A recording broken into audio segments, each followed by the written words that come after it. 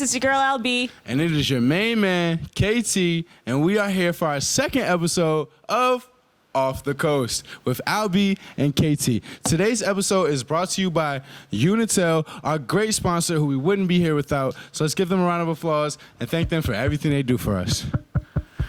So, Albie. Yes. We had an amazing first day. Of course, we spoke about the opening day last episode and everything that was going on. But I'm actually in a little bit of a pickle here. The second day was almost just as good as the first day. As far as the games, they were more competitive. You could see the guys got their legs under them. You see it kind of got rid of that jet lag a little bit. Yeah. And they were hooping for sure. Listen, all three teams that I selected to win lost. Lost? Yes. Oh, my goodness. So, I can't run away from the confrontation. I have to accept my L's as well and hold accountability. Only one of my teams won. So my predictions on the first day were good, but the second day they were a little shaky. So hopefully today we can come back with some news. But let's give them the recap they want. Let's start with game one. We had the Volcanicos versus CBC Dudella. What do you think went wrong for CBC Dudella? They didn't have confidence. The first half, they played really well together, and then I don't know what happened at the second half with the coach or the players or, people are on the sideline talking a little bit, what they shouldn't be talking. And I think they got overwhelmed, and honestly, Core scored 30 points again. So, it's really hard to stop him and the other two players. Yeah, like you said, Nasir Core, man, I don't know. He's different. I don't know what FAMU puts in their weight training program or what Florida does as far as raising their kids or what Philly does, because he's from Philly originally and raised in Florida. But Nasir Core had an amazing game, 29 points, 10 rebounds and 8 assists, 10 assists and 8 rebounds. 2 rebounds away from a triple-double, ladies and gentlemen. Nasir Core has definitely put his name into the top 3, top 5, or top 10 players in the league. But, ladies and gentlemen, the game was not about him. Believe it or not, the game was not about him. The game was about Zoran Talley. Yes. And as you can see, he came out and scored a couple quick buckets, and he led his team vocally as a captain, of course, with Paris Collins being suspended. He did exactly what he needed to do. Yes. And step up. Unfortunately, he got injured within the first 3 minutes. You could see he got injured. He was playing with the injury. He went up a little weird, came down wrong on his hip. He has a hip pointer. We're going to call it that. He's doubtful for the next game, unfortunately, but he definitely played through the entire first half. And you could tell the difference when they came out in the second half. Yeah. You could clearly see that they were missing something. Yes. Confidence. Yeah, confidence. So what do you think they need to do for the rest of their season? Because they look like they're kind of iffy. Well, one thing, like I said last game, I told you last show that Kobe Reeves was going to snap. He did snap. And he had 34 points, 6 assists, and 4 rebounds. He did exactly what he had to do. And they were actually down by 20 at one point in this game and came back and cut it to 7. But unfortunately, on that layup in which they cut it to 7, Kobe Reeves hurt his ankle and had to sit out for the rest of the game with 5 minutes left in the fourth quarter. So at that point, there were no Americans playing for CBC Dudella, but the Cape Verdeans showed out. Yes, they did. That is one thing that I want to highlight. I want to take some time to pause. Fonseca. Fabio, the 6'11" big, he has a little bit of an issue fundamental-wise. I think his footwork could get a little better. He needs to finish around the rim. But he understands the game. Absolutely, so absolutely. He'll get there. And when the Americans came out the game, he tried to step up as much as he could. But one person I cannot let this game go without noticing is Jawan Stepney. Yes. Jawan Stepney was the most consistent player on the court. And we know that's one of my favorites. That is.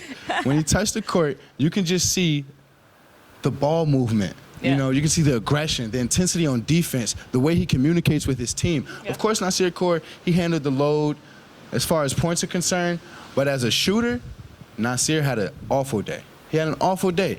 He couldn't get the lid off of the rim, but he still managed to pour in 29 points from attacking the rim and knocking down some solid free throws. Hit a couple game clutch deciding, hush the crowd a few times late in that game to knock down some shots. But maybe we tomorrow. all know what we want to talk about, Al. Yes. Let's talk about the big. Let's talk about the big in their paint, Cameron Clark. Me personally, I'm a fan. I'm a fan of Cameron Clark. And I expect a lot out of him. But you, on the other hand... I was a fan of him when this league started, but I haven't seen much. I'm kind of upset. Kind of disappointed? Yeah, I don't know what's going on with him. But 14, 13 points, that's not going to cut it for a big man. Absolutely, and like you said, he's 6'8", he's a dominant big, and he had flashes in his game of just pure dominance down low. I think it's kind of just him getting acclimated with his team. He sees two guards that can score 25-plus a game, and he kind of feels like he doesn't have to score, if you ask me, which is fair. However, there was a point in the game in which CBC Dedela had 4 guards and 1 wing in the game. The highest, the tallest person on the court was 6'6". And Cam has got to take advantage of that. He does. He has got to take advantage of that. And we both know Cam, he's a heavy talker. Oh, he's very a heavy talker. Very. You know, he had a double-double. We can't take that away from him. He had 16 points and 12 rebounds, but that explosiveness and that drive that we saw during the combines and throughout his highlights, it's just not, it hasn't showed up yet. But that's the best part about the Volcanoes, if you ask me, is that their big three hasn't 100% performed yet, and that's scary. That's scary. That's really scary. Yeah. They started off as a team that everyone said was going to be the worst. I don't know who can beat them, honestly, as of right now. I don't know. They're sitting at 2-0. I think it's a couple teams that might have something to say about that. But we will see next game, CBC Dedela, they will get Paris Collins back. Zoran will be doubtful, and Kobe Reeves will be playing. And Kobe Reeves had foul trouble in his first game when he played with Paris Collins. So it'll be nice to see them have that two-man tandem on the court together. Yep. Now let's go to game 2. Game 2 is a crazy game. The Panthers played the Warriors. Who are you going for first? Okay, listen. I don't want to make it seem like I'm rooting for all the guys that are, you know, superstars or whatever the case may be. I genuinely thought that the Panthers were going to come out and prove a message, and they did. They lost by 40 points, 48 to be exact, their first game. And they come out in this game, and they play 2 stars in our league. Oh, yeah. You know, Joshua Yo-Yo Frazier. Frazier. Yeah. And Andre Scoop Jackson. And they both came and did what they were supposed to do. But you want to know why? Because Nick Manor Hall, he never fails. Absolutely. I feel like Nick Manor Hall, ready to play. He's very, very, very consistent, of course. Yes. He actually had 28 points, 6 assists, and 4 rebounds. That is a stat line that is very consistent. He's averaging about 28, 29 points after the first 2 games. But the reason why they kept it so competitive this game, they came out early in the first quarter. Yes. They came out with an attitude in which you guys are not going to disrespect us. Yeah, he came out with 19 points in the first half. Absolutely. And But Terrence you know what Carter. I love about him? He's very humble, and he's not like shout out when it comes to like, he's very humble when he scores and how he plays and interacts. So that's why I like him a lot. Absolutely. And Terrace, like I said, I call him Terrace Harder, you know, because he's a very strong and quick individual. And when he drives to the paint, he's very slashy and aggressive, okay? Sometimes he looks for some calls that, of course, you know, might not be going his way. He gets a little upset.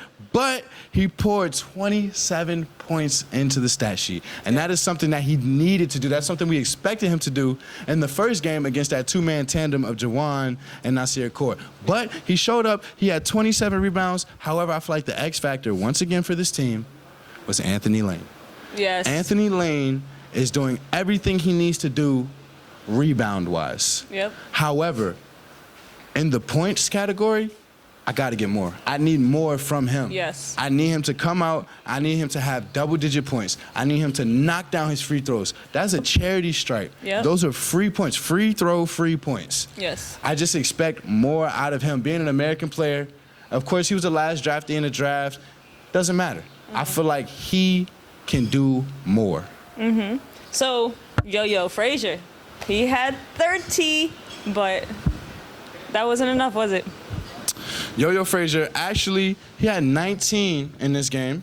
Did he? Game 2, absolutely, yep. He had 19 in this game. He had 3 rebounds and 7 I assists. don't know where I got 30 from.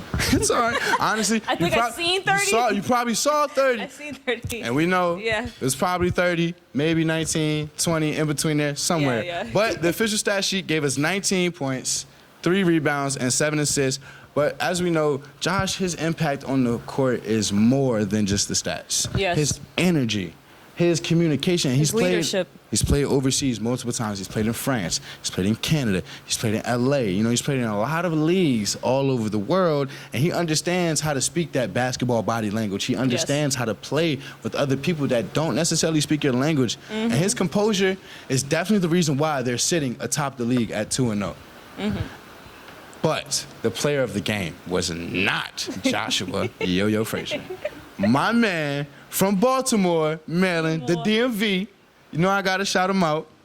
Andre Scoop Jackson. I mean, he was a beast. He was a beast, and he was consistent. That's one thing you need as a big. You don't have to go out and score 20 points in the first half. Yeah. You don't have to go out and have a 40-point game. You just need to be consistent and a dominant force in the paint. And I did not see the Panthers attack the paint. As you can see on the opposite side, Anthony Lane had a pretty quiet game point-wise because of Andre Scoop Jackson, who had 20 points, 14 rebounds, and 4 assists. Wow. So when we're talking about attacking the rim, attacking the paint, you know he has some monster slams, which he's known to do. I just can't see. I'm going to say it, Al. I'm going to say it. I'm just going to go ahead and say it. I might get some backlash. I'm just going to say it. I think he might be the best big in the league. I think he might be the best big in the league, Al. And I can't even argue with you. I know, I can't because Cam hasn't shown me anything to prove otherwise. Absolutely. I think his only competition, Zoran, he's a little hurt. Zoran, yeah. He's a little hurt right now. There's a couple other bigs. Alex Austin, we consider him a big, maybe a wing, maybe a guard. We're not really sure. We'll get to him later. We'll get to him later for sure, but he does a little bit of everything. But as far as pure bigs are concerned, I mean, Andre Scoop, he was hitting from 3. He was going to the free throw line. He was handling the ball, bringing the ball up court, orchestrating the offense. That's all you need, really, out of a big. He kind of gave me a little bit like Bam mixed with Jokic. Because Jokic plays a little slower, but he also orchestrates the offense. Yeah. And Scoop was guarding 1 through 5. And that's what Bam does on defense. So I'm gonna stick with that one. It was a great game. Nick dominated per usual. It was back and forth buckets throughout the whole game. It was definitely a dogfight. I think the Warriors came out a little early and underestimated exactly what the Panthers had. What's up, guys? It's your main man KT here. I'll be here. And we are back from commercial break, and we're gonna talk about game number 3, ladies and gentlemen. It was the Gorillas versus the Sharks. And Al B, what do you have from this game? I was upset. I was going for the Sharks, not going to lie. But the first half, they played well. They played as a team. And then the second half, they just let it go. The Gorillas took over and ran with it. Okay, that's definitely exactly what I have down. Of course, I've gone on record saying that the Palmeiras Sharks are going to make a deep run in the playoffs, and hopefully they can pull it together. They do have the new interim coach coming in to hold things down until the national team coach comes back and can resume his position as the Palmeiras Shark coach. Alwyn Silva had a better game. He had 1 point in the first game. He has 10 points this game. I'm loving his energy, how he's not giving up. He's showing more and more. And I think with this new coach, hopefully he can put him in the right positions and enable him to score the right way. But this was not about Alwyn, more or less. Was it about the Sharks as a team? I think that the team with their new coach, they should have Boozer at the point, have Jules at the 2, and have Alwyn as the 3. Alwyn has to step it up. They have to play better defense. They have to spread the court because it's just not working. Absolutely. And you kind of saw the Palmeiras Sharks. They were heavy on the three-point shooting. I'm not quite sure what the coach's game plan was with that. But they have the number 2 overall draft pick and arguably was supposed to be the best big in the league with Malik Miller. I think they need to run the offense a little bit more through him, run some high ball screens, get him activated, get him acclimated in the paint, because when Malik Miller's on, I don't see anyone in this league stopping him. However, on the other side of the ball, the Gorillas, with their new point guard coming in, that takes a load off of Rodriguez Palmer, Draco as we call him. It takes a load off of him not having to bring the ball up every time up the court. And ladies and gentlemen, we have to take a second to welcome Mario Williams to the Praia Basketball League. He had a quiet game the first game, and as you can tell, if you know in our previous draft analysis, we called him Baby Katie. Yes. And he has the skill set he does. to play like Baby Katie. He has the length and all of these things, and he played great. He had 20 points, actually, in this game, which is double what he had in the first game. He just needs to be more vocal. He just needs to be more vocal and be more aggressive. I feel like shoot, and he just needs to do that. Yeah, he's 19, but he's playing like he's, one of the guys. So. Absolutely. But, of course, the hero of this game, one and only Alex Austin, 26 points, 16 rebounds, and 5 assists. His vocal leadership was through the roof. Yes. He kept his guys involved as far as the Cape Verdean players. He lifted guys like Mario to continue to promote him to shoot so he could find his shot. And, of course, Draco had 21 and 10, a smooth double-double for him. He had 10 assists, keeping the offense involved. And when you have points that evenly spread out, that's what you call a big 3. And that is how you win games. They played terrible in the first half. terrible. They were down 31-19 going in, maybe like 3 minutes going into halftime, and then they sparked up thanks to a couple threes from Draco, a couple big plays from Mario. They put them up 43-43 at halftime, and then the second half they completely blew them out the water. I kind of would have thought Charles Boozer would have played a little better in front of the crowd. He had his family here. Yeah, I thought so too with the family being there, but someone needs to be a leader and step up and say, hey guys, we need to collect ourselves. I felt like there was no leadership on the court. They were just running all over the place. They didn't really care to know what they were doing. So they got to fix that, or they're just going to continue to lose. Yep, lack of leadership and lack of identity on offense, Al, is what I'm going to call that one. They don't know what they're doing. Are they running triangle, motion, 5-in? I don't know what they're doing. Open gym. That's what it looks like. But hopefully they have the talent, they have the players. Hopefully this new coach can put everything in perspective for them, and they can start and get on a roll. Yes. But that is our wrap. That is our recap on yesterday's game. So we're going to jump to our next segment. We took out top 5 plays. We did. Just for today. Too many. We want to compile some plays up, and we want to do a top 10 later on. Yes. So we took the top 5 plays out and we replaced it with something a little more interesting. We have a too early MVP race. We have a top 3 selection with 2 honorable mentions, ladies and gentlemen. Albie, take it away. All right. My boy, Nick No Manners, Manor Hall is definitely one of them. He's just been scoring 30 points a game, just demolishing everyone when it comes to dunks, defense, steals, three-pointers. Can't go wrong there. Absolutely. You bring up the shooter. I like that nickname, No Manner, Manor Hall. I like that. He definitely has no manners on the court, does what he wants, and oftentimes it works out for him. Right. So he's definitely one of the honorable mentions, I'll say, for the MVP race. But I'm going to say the front runner for the MVP so far this year, it might be a tie. I'm not going to say the front runner 1A and the front runner 1B. That's what I'll say. Because like I said, it's a little too early. But I'm going to go with Nasir Court. I mean, he's averaging 30 points a game. He's leading his team that everyone thought would be the worst in the league to a 2-0 start. Yes. And he's actually averaging about 5 assists, 6 assists, with about 4 or 5 boards as well. I respect him. He's doing everything that you can. And it's not just on offense, it's on defense as well. Mm-hmm. He guards every position almost, and he's a very big guard. He's got a pro-style body. He's stronger than a lot of the people he plays against. So I think if he continues to go down this road and doing what he does, I don't think we can take that MVP away from him. But there is someone that he's very close to that might have something to say about that. His counterpart, actually, Jawan Stepney, is also in this MVP race. Yes, he's having a very consistent season so far. And that's one thing, like you brought up, it's not most scorer player, most rebounding player. It's the most valuable player. And what he brings to that team oftentimes gets overlooked. His leadership, his ability to take a step back and let Nasir score and let him run the one sometimes, even though when he sees Nas not doing so well, he steps up and runs the floor, creates the offense. That's he tries why he's one to of my get Cam favorites. involved. Absolutely. You did say he's one of your favorites. I'll give you credit there. You definitely did. But he tries to get his players involved, tries to get big man Cam. He's involved. He's slowly coming along, but I think with that help from Jawan Stepney, can't take that most valuable player away from him either. It's going to be a very tight race. Yes. But number 3, you're going to be mad at me for this one. I already said my number. I don't know why you're taking it away from me. Oh, so you think he's number 3, and my guy is honorable mention. So I think it's Nick's let's go on record saying Albie thinks that Nick Manor Hall is number 3 in the MVP race. I can't take that away from outstanding athlete. However, I'm a man that believes that women lie. Men lie. Yo. But numbers don't lie, Albie. I'm telling you, numbers don't lie.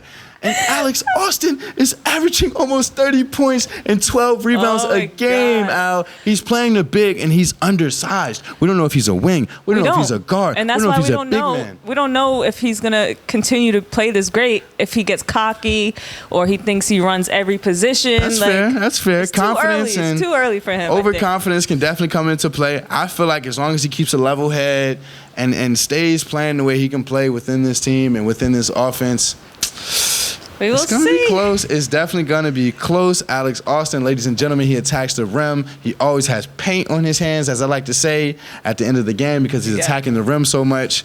I will say he's going to be in my top 3. Okay. But you mentioned Nick Manor Hall. That's one of my honorable mentions. Who is the other honorable mention that we both agreed that should be in this MVP race, Al? Jawan and Core. Jawan. And Core. Core. We're missing a guard. Joshua Yo-Yo yes. York Frazier, Al. So he got He's 5. an honorable mention. I'm telling you, Yes. he was player of the game in day 1 for Yep. his team. He actually had a very consistent game in day 2. I feel like he was being more of a captain yesterday. He was Yes. trying to get his teammate AB involved, getting the backcourt tandem going, letting him He has shoot so a little much bit more. experience, so Absolutely. it's He's great. played 3 overseas a little years bit. Yeah, he's definitely done his thing. I feel like if he can choose to score more, because he can do what he whatever wants, he wants. when he wants. Literally. So when he chooses to score more or chooses to assist the ball more, it's all on him whether or not he wants to win this MVP. I agree. think for him it's more about winning the championship than winning the MVP. So we'll see. Those are our top 5 too early MVP predictions from Albie and KT. We are going to now jump to the next segment, our last segment of the day. Of course, we have to do next game predictions, ladies and gentlemen. So Albie, for game 1, who's the matchup? Sharks versus Panthers, with Chuck Charles being the coach for the first time, one of our own. One of our own, ladies and Yes. gentlemen. She broke the news here. We have a new interim head coach. Of course, when the national team coach comes back, he will take over his position for the Palmer Dejo Sharks. But in the meantime, we have our boy Chuck, who's a great basketball mind, Chuck Charles. He's going to do a great job. Yes. I think he's going to put the Sharks in a position to play. Yes. He plays an He's gonna give them American-style structure. basketball. Absolutely. Structure. Out on break, fast. He's actually going to guard the other team in a way Yes. that a defensive scheme Because would he's actually seen them, work. he's seen all them play before, so he'll Absolutely. know what to do. Without a doubt. And you Everything. saw the Panthers, their coach is also making some changes. They ran a 3-2 zone a little bit. They ran a zone last game, tried to get the defense acclimated, tried to try some new things, 2-3, 3-2. They did a little bit of everything. And that was a better result for them. They didn't get blown out by 50. So, that, of course, that was a better That's the result for them. update. And I think, personally, the Panthers will win a game this season. They will win more They than will. one game this They will. season. And I think it's going to be this game, Al. I don't. I think I'm it's gonna going be with the this Sharks. game. You're going to go with the Sharks? Yes, I New have coach. faith in the Sharks. New coach, who this? Okay. New coach, who this? I like that. Okay. I'm not mad at that. I'm going to go with the Panthers, the underdog. I'm going to take that hot take. Hopefully, Nick, no manners, has some manners this time. And make me look good, please. And he's going to have a great game. I think he's going to have 30 plus. Terrace is going to have a great game. But it's going to come down to the big man in the paint. You know what I'm going to say. Anthony Lane. He has to have a big game. He does. absolutely has to have a big game. He's had an amazing game every game up to this point. He just needs to rebounding score more. wise. He just needs to score a little bit more. He just needs to score. He needs to put more shots in the bucket and on the stat sheet. He went, I think it was 1 for 9 from the free throw line last game. That's 8 free points. He needs to be selfish. He's not, he needs to be more selfish when it comes to scoring, And that's what we talked to him about. We interviewed him one game, and he said he's a selfless guy. He likes to be team ball. That's how he likes to play. That's how he's oriented. But unfortunately, in order for them to win a game, he's gotta going to be have to turn it up. selfish. Yeah. He's going to have to turn it up. And the Panthers have a new addition as well in the paint that can actually help Anthony Lane from Switzerland. Hey. So we will see what they can do. I think they're going to come away with a win. You think the Sharks are going to come away with a win? Let's just see. Game 2, Cedar Dallas plays the Warriors. Zoe might not be playing tomorrow because he was a little injured yesterday's game. Yep. And you bring up Zoran Talley, Zoe, as we call him. He was actually very, very hurt last game. And the toughness he displayed by playing through that Yes. speaks volumes for him For as sure. a player on and off the court. I will say this, though. I don't think he's going to play. I think he's doubtful. I don't think he's going to play. I think he should sit out this game. I agree. And kind of save himself. Yeah. Save himself because you got Paris Collins coming back. He's coming back from his 1-game suspension. And from what I hear, He's been in the gym. and he's got something to prove. Unfortunately, he's been talking a lot, and Yes. there's been a lot of after-game chatter. Do you think that pre-game will chatter. affect the team relationship from what we seen yesterday from him? Absolutely. I'll say this, but it's going to affect them in a positive way. Okay. It's going to make them come together because now it's everyone versus them because, unfortunately, Paris has put a target on their back. Yeah, he did. He put a target on their back. And now they kind of have to come together as a team. Maybe Between that's what he Kobe wanted. Reeves having an outstanding game, breakout game. Welcome to the league, Kobe Reeves, 34 points. Unfortunately, he got hurt in the end of that last game. We'll see what he can do after that. See what he can do next game, come back. Hopefully, he won't be nagging from that injury. Paris Collins can come out and do his thing, and we'll see what they can do. Zoran, unfortunately, will be a huge loss for them down low. I feel like him and that two-man tandem down low with Fonseca. Fonseca needs Zoran in his ear, I feel like. He needs that grittiness down low. So I'm going to say CBC the Dollar's going to lose this game. Okay. I'm going to say Cedar Dallas. You're going to say CD Dollar's going to win? Yeah. Okay. Nah, I'm gonna go with the Warriors. Okay. I lied. Okay. No, we're doing the Warriors. We got the Warriors on the other side. Yes. No. Because when Joshua and Yo-Yo Frazier watches this I'm not along. picking $60 tomorrow because I don't know how they're gonna do with Paris after what we seen yesterday.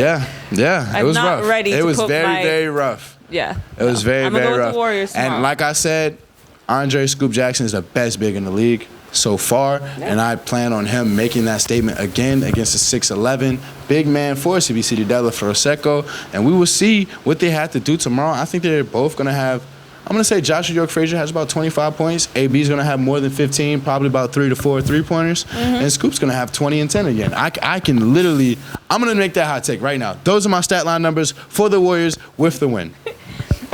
All right, and we're back. Thank you to our sponsor, who we wouldn't be here without, Unitel, of course, who this episode is sponsored by today, brought to you by Unitel. So, Al, we have our last game of the day. Yes, for Friday Night tomorrow. Lights. Friday Night Lights. Yes. We have the Gorillas versus the Volcanico. I'm gonna go with Gorillas. You're going to go with the Gorillas? I don't think Mario Williams will lose again. Oh. Why is that, That Al? confident. I seen it the last game. He's hungry. Okay, You know, and okay. he has Alex, your homie. Okay. Alex Austin. I just don't see it. I don't know. I don't see Volcanico winning a third straight. Okay. Well, this matchup is highly touted. We have the 1-1 Gorillas going up against the 2-0 Volcanico, trying to keep their undefeated streak going alive. They have a huge big three combo. Kind of missing the third link a little bit with Cameron Clark. Hopefully he can pick up his game a little bit. He had 16 points and 12 rebounds last game, which is not a bad performance at all. Double-double, but it's just not what we know he can do. Right. So, that being said, I still got Volcanico winning this game. Why?